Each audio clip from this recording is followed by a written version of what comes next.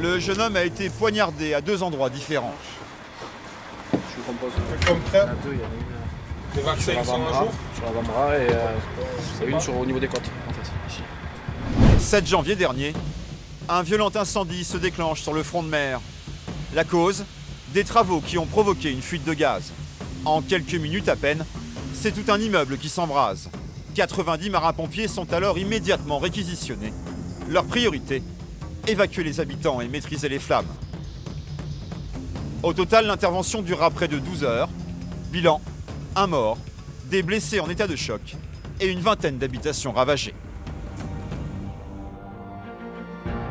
7h30, en plein cœur des quartiers nord.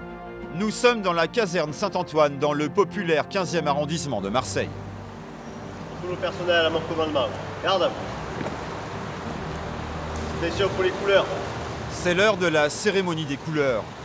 En effet, les pompiers de Marseille ont une particularité. Ce sont des militaires. Ils appartiennent à la Marine nationale, véritables héros de la cité phocéenne. Pied dans les autos. À la une, Benassi. Rémi Benassi, 29 ans, en fait partie. Il est marin-pompier depuis maintenant 10 ans. Aujourd'hui, il est chef d'agrès. C'est lui qui a la responsabilité des opérations.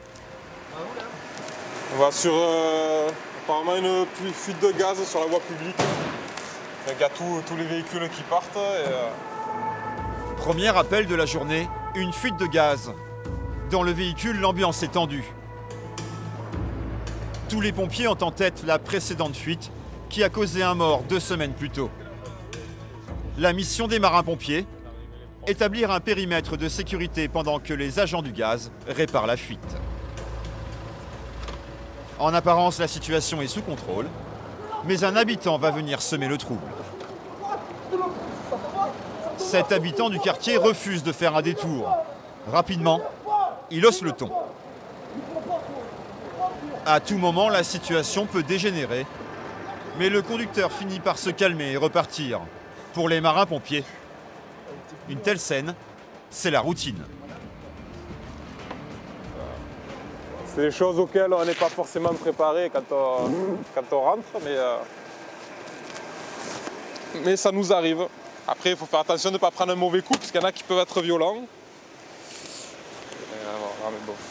Voilà, on ne fait pas attention, on ne les provoque pas, comme ça évite de déborder, et puis on fait notre boulot. Si Rémi fait preuve d'autant de philosophie, c'est pour une bonne raison. Il connaît parfaitement le quartier. Moi j'ai grandi dans les quartiers nord, donc c'est pas parce qu'on va acheter son pain qu'on va se faire forcément agresser ou autre chose. Quand ça arrive d'avoir du caillassage ou autre chose, c'est surtout sur des cas ou des jours isolés, comme on disait tout à l'heure le 14 juillet ou la Saint-Jean, où les gosses s'amusent à mettre un peu le feu partout, et puis nous on court un peu dans tous les sens, mais sinon au quotidien on n'est pas vraiment embêté dans les cités. 11h, changement de décor. Cette fois, c'est une école maternelle qui appelle les marins-pompiers. Un enfant a été victime d'une violente chute. Pour la une Saint-Antoine, mission 015, je me rends en groupe scolaire Saint-André-la-Castellane, chemin de Bernex, à la maternelle, pour un blessé établissement scolaire. Origine centre 15, terminé. C'est ici? Bonjour. Le jeune homme, avec la bosse. Et tu es tombé? Très bien. Non? Il t'a tamponné avec quoi sur le front? Avec rien du tout? D'accord. Vous savez ce qui s'est passé exactement? Il s'est tamponné dans le château. D'accord. Mais avec quoi? Une tête contre tête ou ils ont fait? Qu'est-ce qu'ils ont fait? Il s'est tamponné lui contre le béton, sa tête. Contre le béton. D'accord, il a chuté. À l'intérieur du château. D'accord, ok. C'est juste une petite pince. L'enfant semble en bonne santé, mais les pompiers préfèrent vérifier. Si t'as assez d'oxygène pour respirer, d'accord? Ça va? T'as pas peur? Ça va. T'as pas envie de dormir? T'as pas sommeil? Ça va, vous le trouvez pas, niveau comportement, vous le trouvez pas bizarre? Il est normal pour vous?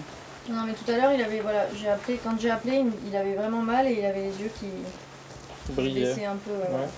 Il avait l'air un peu sonné, mais c'est vrai que là il a repris ça va mieux là. Ça a l'air de... Ouais, ça va, il n'y a pas de gros hématomes ou quoi là. Quand on a dit qu'on allait appeler les pompiers, il s'est senti mieux d'un coup. Je croyais que t'avais perdu ta langue. Tu l'as pas perdu ta langue? Non. Ah, bah, ça va, c'est bon alors. Rien de grave. Juste une petite bobosse. Plus de peur que de mal. Mais toutes les interventions ne sont malheureusement pas aussi bénignes. Allez, au revoir, merci. La nuit est tombée sur Marseille. Les pompiers ont été appelés en urgence pour un grave accident de la circulation. Non, bah pourquoi? Sur un accident de la circulation, VL de roue. VL de roue, autrement dit une voiture a percuté un scooter. Mets-toi au niveau du passage piéton, sans empiéter sur la route. Le sac, les colliers.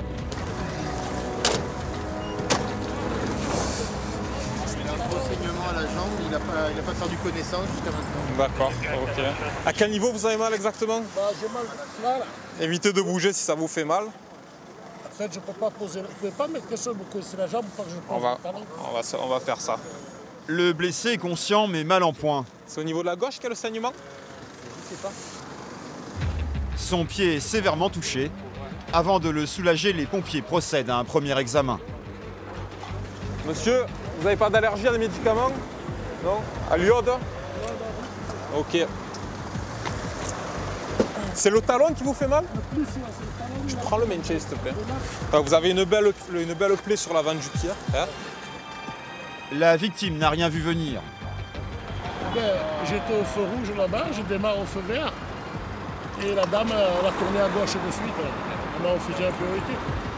Une version contestée par la conductrice de la voiture.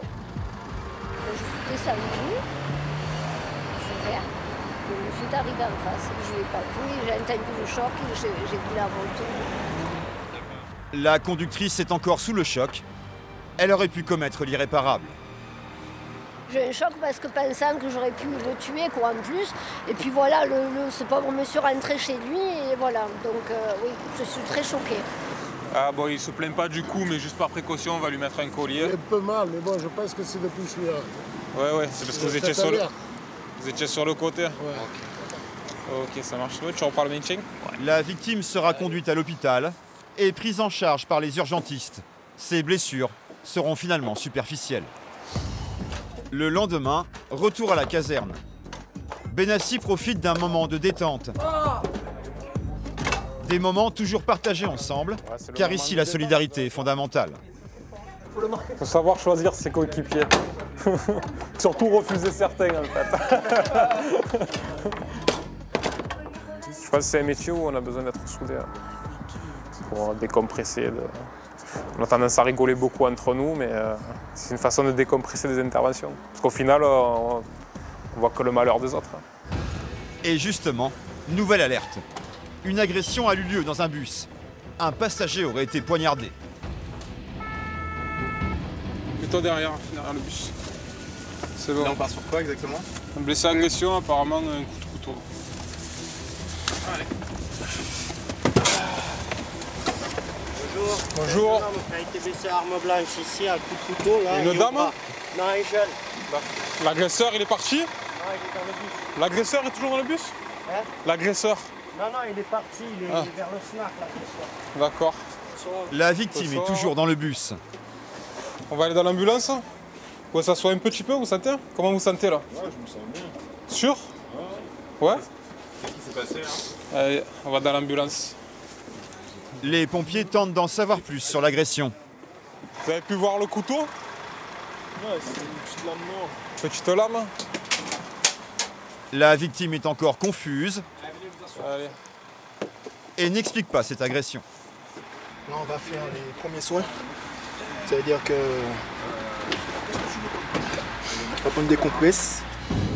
Le jeune homme a été poignardé à 2 endroits différents. Je vous compose. Comme prêt? Il y en a deux, il y en a une Les vaccins, ils sont un jour? sur l'avant-bras et une au niveau des côtes, en fait, ici. Tiens. Allez. Difficile d'évaluer la gravité des blessures. Des examens plus approfondis sont nécessaires. Vous n'avez pas de problème de santé là? Asthmatique? Vous prenez quoi comme médicament? Ventoline, c'est tout? Ok, le prénom? Le jeune n'en revient toujours pas de l'agression qu'il a subie. J'ai vu un mec que je connais et comme j'avais des petits soucis avec lui, on comptait les régler. Mais apparemment, il a sorti un couteau. pensez que vous avez d'autres plaies sur le dos ou... Ben, je pense pas. Hein. Le jeune homme appelle sa mère pour la rassurer.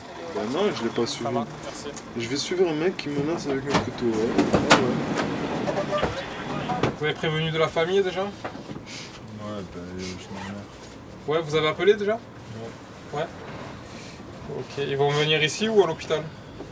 Ben, je pense qu'elle va venir à l'hôpital. D'accord. Je peux venir. Pourtant, la mère se présentera 5 minutes plus tard.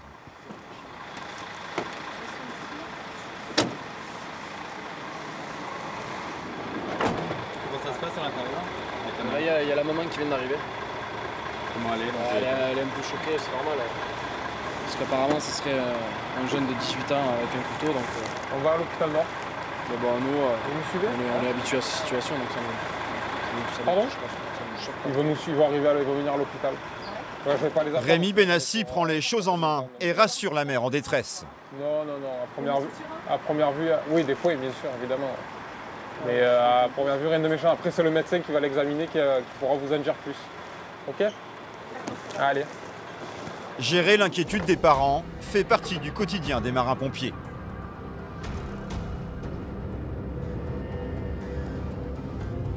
Les parents ont tendance à s'inquiéter rapidement, donc il faut leur donner des nouvelles. Et quand elles sont rassurantes, ben, justement, pas hésiter à leur donner pour éviter qu'ils s'inquiètent de trop. Après, on ne cherche pas forcément l'explication de pourquoi il y a eu cette violence-là ou pas. On est là pour aider la victime, donc après, savoir qu'est-ce qu'il y a eu exactement entre les deux parties, c'est pas notre boulot, quoi.